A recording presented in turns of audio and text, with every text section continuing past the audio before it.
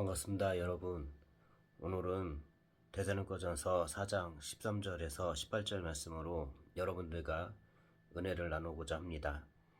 형제들아, 자는 자들에 관하여는 너희가 알지 못함을 우리가 원하지 아니하노니 이는 소망 없이는 다른 이와 같이 슬퍼하지 않게 하려 함이라. 우리가 예수께서 죽으셨다가 다시 살아나심을 믿을진대 이와 같이 예수 안에서 자는 자들도 하나님이 그와 함께 데리고 오시리라. 우리가 주의 말씀으로 너희에게 이것을 바라노니 주께서 강림하실 때까지 우리 살아남아 있는 자도 자는 자보다 결코 앞서지 못하리라.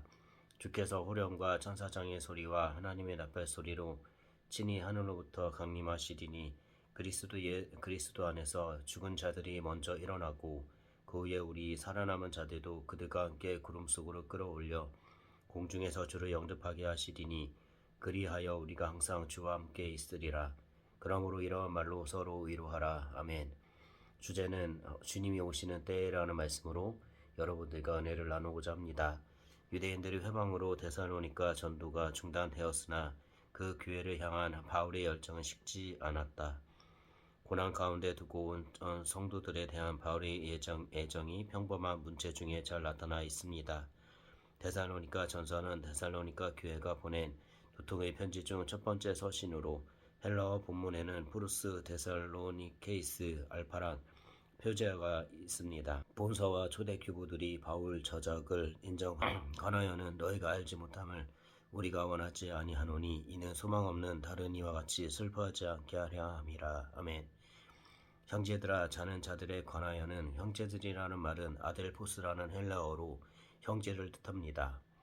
그리고 아델포스는 연합을 뜻하는 아와 자궁을 뜻하는 델프 히스에서 유래한 합성어이기에 이 두 문장을 합치면 같은 태에서 태어난 사람을 의미하지만 서신서에 있는 형제란 뜻은 신자나 초신자들에 대해 사용하였습니다. 그래서 형제는 한 분 하나님을 아버지로 모신 사람들을 뜻합니다. 그래서 하나님을 믿는 모든 사람들은 믿음 안에서 형제인 것입니다.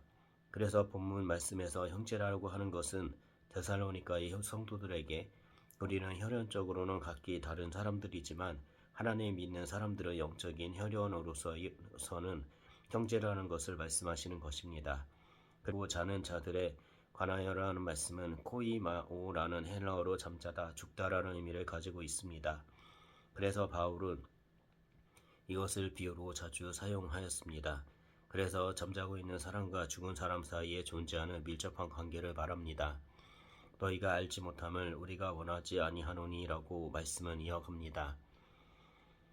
바울 사도는 자는 자들 즉 죽은 자들에 관한 비밀을 알기 원하였던 것입니다.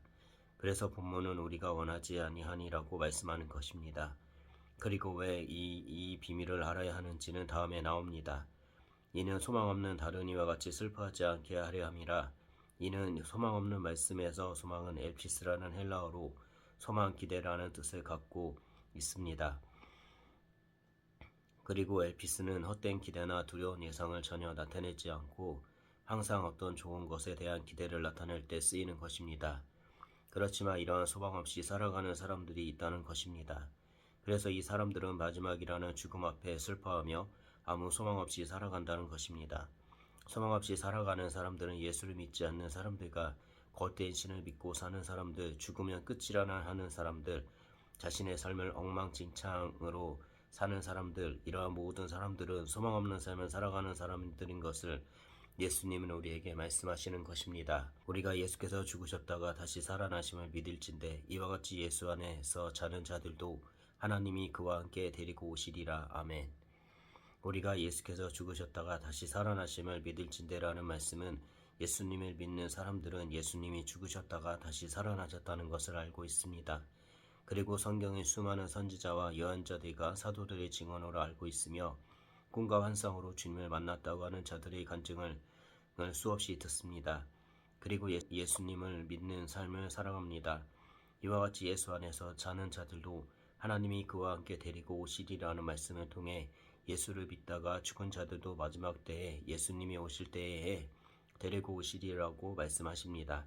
인간이 창조되었던 시기부터 앞으로 미래에 죽은 사람들 가운데 예수를 믿는 사람들을 데리고 오신다는 것을 오늘 하나님은 우리에게 말씀하십니다. 우리가 주의 말씀으로 너희에게 이것을 말하노니 주께서 강림하실 때까지 우리 살아남아 있는 자도 자는 자보다 결코 앞서지 못하리라. 아멘.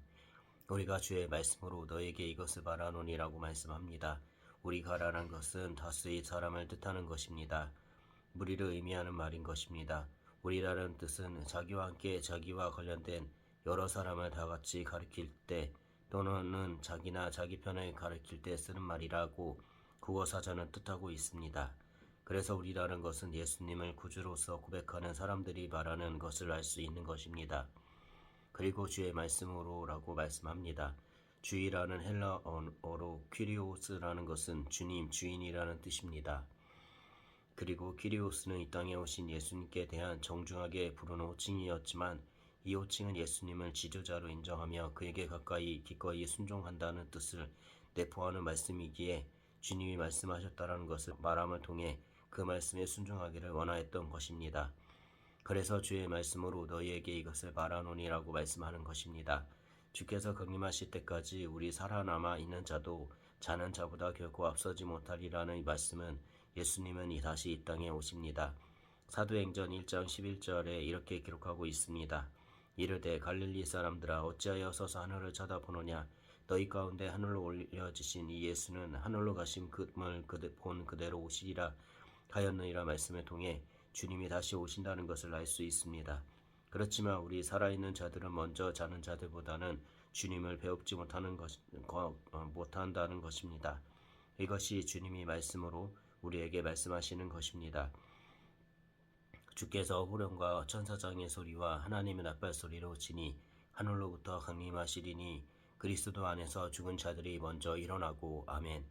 주께서 호령과 천사장의 소리와 하나님의 나팔 소리로 치니 하늘로부터 강림하시리라고 우리에게 성경은 말합니다. 주님께서 다시 오시는 데 세 가지 현상이 있다는 것입니다. 첫째는 호령입니다. 호령은 헬라어로 켈리우스마입니다. 이 뜻은 부르는 소리, 외침, 신호, 명령이라는 뜻을 나타냅니다. 그리고 두 번째는 천사장의 소리입니다. 천사장은 아르칸겔로스라는 헬라어로 천사장이라 이러한 세 가지의 소리로 통해 예수 그리스도가 강림하시고 그리스도 안에서 죽은 자들이 먼저 일어나게 된다는 것을 성령님께서 말씀하십니다. 그 후에 우리 살아남은 자들로 그들과 함께 구름 속으로 끌어올려 공중에서 주를 영접하게 하시리니 그리하여 우리가 항상 주와 함께 있으리라. 아멘. 그 후에 우리 살아남은 자들도 그들과 함께 구름 속으로 끌려올려 공중에서 주를 영접하게 하시리라는 말씀은 호령과 천사장의 소리와 하나님의 나팔 소리로 통해 주님이 강림하시고 죽은 자들이 먼저 일어나 구름 속으로 끌려 올려진 후 예수 그리스도를 믿는 모든 사람들도 이와 같이 끌려 올려진다는 것을 말씀합니다. 본문에서 끌려 올려는 헬라어로 하르파조로 훔치다, 잡아치다, 데려가다의 뜻을 갖고 있습니다. 그래서 본문은 데려가다를 뜻합니다. 우리는 구름 위에 예수님이 데려가시는 것입니다. 영화로운 주님을 우리는 마지막 때에 만나게 되는 것입니다. 공중에서 주를 영접하게 하시리니 그리하여 우리가 항상 주와 함께 있으리라는 말씀을 통해 우리가 데려감을 당하여 공중에서 주를 영접하는 것입니다. 영접은 아판테시스라는 헬라어로 만남이라는 뜻을 갖고 있습니다. 또한 아판테시는 귀한 방문자를 성읍 전체가 환영하거나 또는 새 통치자가 그 수도에 승리의 입성을 하는 것을 말하며 결과적으로 이 통치자의 통치가 시작되는 것을 나타내는 고대의 표현이 여기에서 그리스도에게 적용시키고 있는 것입니다. 이렇게 우리는 주님을 영접하게 되는 것입니다. 그리고 우리는 항상 주와 함께 있는 것입니다. 항상은 헤어짐과 다른 것과 같이 항상은 과거뿐만 아니라 미래에도 함께 하는 것입니다. 항상은 끝이 없는 것입니다.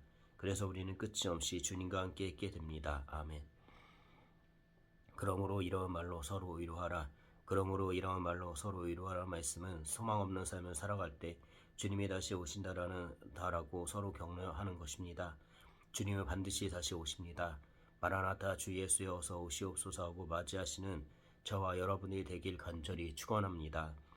이제 말씀을 마칩니다. 바울 사도는 우리가 예수를 믿으면서 죽은 자들에 대해서 모르고 믿기를 원하지 않습니다. 왜냐하면 우리가 모르고 믿으나 마나한 신앙생활을 하고 어떠한 어려운 일이나 고난 가운데서도 그 믿는 믿음을 내려놓고 살아갈 수 있다는 것입니다. 그리고 다만 우리가 원치 않는 규제를 하기 위해서 믿는 척 한다는 것입니다. 그렇지만 하나님은 우리가 이렇게 예수 그리스도를 믿기를 원하지 않기 때문에 죽은 자들에 대한 것을 알기를 원했던 것입니다. 그리고 죽은 자들을 위해 슬퍼하는 자들이 있다는 것입니다. 사람은 누구나 죽습니다. 그렇지만 그 죽음에 슬퍼합니다. 그렇지만 그들은 미래에 대한 소망이 없기 때문입니다. 그래서 바울 사도는 이렇게 소망 없이 슬퍼하는 자들이 되지 않게 하기 위해서 말씀합니다. 예수님은 우리를 위해 죽으셨습니다. 그리고 다시 살아나셨습니다. 우리는 이것을 믿습니다. 예수님이 죽으시고 다시 사신 것 같이 죽은 자들도 하나님이 주님이 다시 오실 때 데리고 오신다고 합니다. 그리고 주님이 오실 때에는 죽은 자들이 살아있는 자보다 더 먼저라는 것입니다. 왜 죽은 자들이 먼저일까요? 다음 말씀에 이렇게 말씀하고 있습니다. 주님이 오실 때 호령과 천사장의 소리와 하나님의 나팔 소리로 하늘로부터 강림하신다는 것입니다. 그리고 죽은 자들이 먼저 일어난다고 성경은 우리에게 말씀합니다. 또한 살아있는 자들도 구름 속으로 데리고 가신다는 것입니다. 그리고 주님을 그곳에서 영접하며 항상이라는 것은 영원토록 주와 함께 있게 된다는 것을 주님은 말씀하십니다. 그래서 우리는 어떠한 어려움이나 고난 가운데 있는 사람들을 만나거든 주님은 다시 오실 것입니다라고 격려하는 것입니다. 주님은 반드시 다시 오실 것입니다. 우리의 삶도 주님이 다시 오실 것이라는 것을 알고 나아가는 저와 여러분이 되기를 간절히 축원합니다. 아멘. 감사합니다.